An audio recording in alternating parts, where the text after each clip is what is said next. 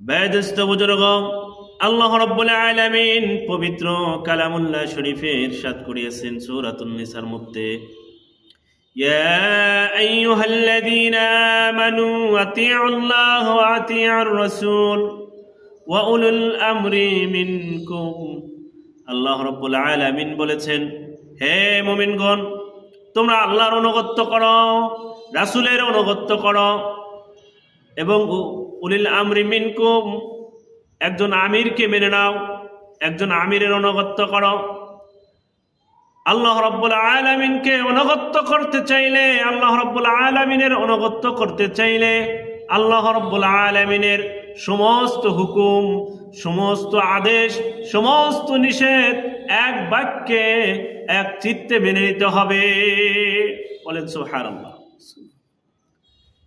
আল্লাহ তাআলার হুকুমকে